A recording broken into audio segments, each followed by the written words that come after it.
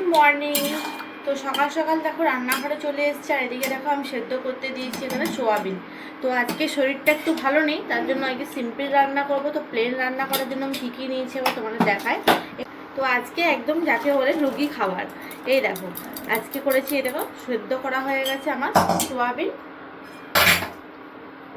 আর এইদিকে দেখো প্রেসারে আমি সেদ্ধ করে নিয়েছি, এখানে যে পেঁপে আছে, কাঁচকলা আছে, আলু আছে। তো একদম সিম্পল রান্না করব আজকে। দেখো চলো আজকে হালকার মতন কি রান্না করছি তোমার সাথে সেটাই শেয়ার করব। তো অল্প পরিমাণ কড়াইয়ে সাদা তেল দিয়ে দিয়েছি, আর সাদা তেল দেওয়ার পরে দেখো আমি এখানে সোয়াবিনগুলো আগে ভেজে নেব।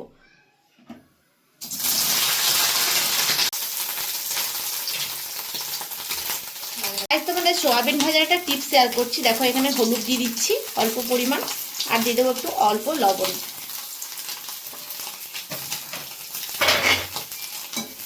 তো এই যে হলুদ আর আমি লবণটা দিয়েছি, তো এটা দিতে হলে কি হয়েছে, সোয়াবিনটা এই যে কড়াইয়ের মধ্যে যে লেগে যাচ্ছিল না, এটা আর লাগবে না। দেখো কি সুন্দর সহজেই কিন্তু কড়াই থেকে ছেড়ে গেছে।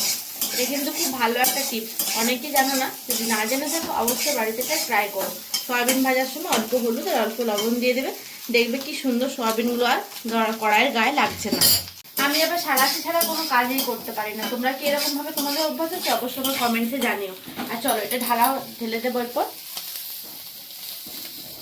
সোয়াবিনটা খুব অল্প করে ভেজেছি,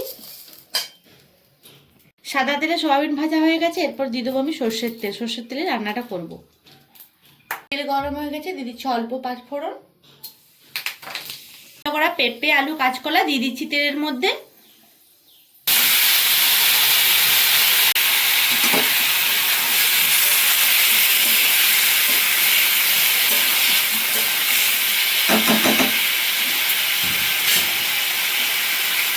পরিমাণ মতো লবণ,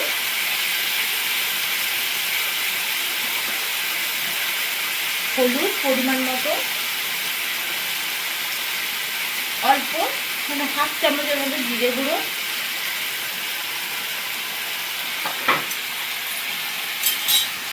অল্প একটু নাড়াচাড়া দিয়ে দিচ্ছি। আমাদের এখানে কিন্তু প্রচুর মেঘ পড়েছে। তোমাদের ওখানে কি এরকম ওয়েদার হয়েছে আজকে? আজকে কিন্তু ওয়েদারটা খুবই ভালো। তো একটু শরীরটা খারাপ জন্য প্লেন রান্না করছি আজকে।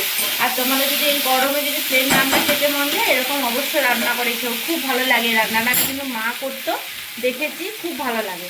তো চলো এটা দেখো সোয়াবিনটা ভাজা আছে, এটা দিয়ে দিচ্ছি সোয়াবিনটা। আর একবার নাড়িয়ে নেব।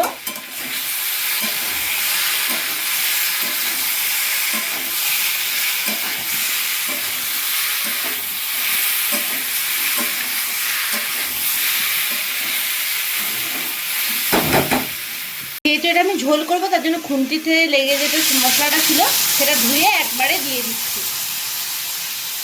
তোমরা যে যতটা ঝোল খেতে যাও সেরকম অনুযায়ী জল দিয়ে দেবে।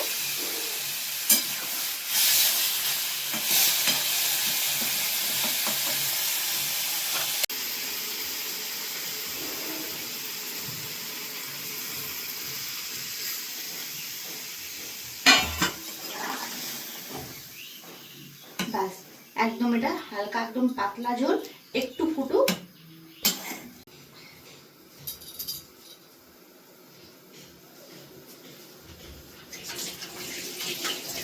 তো দেখো এখানে তো আমার রান্না হয়ে গেছে, ঝোল ফুটে এসেছে। তুমি বলবে দিদি ভাই কই, তুমি তো ঝোলে কোনো লঙ্কা দিলে না।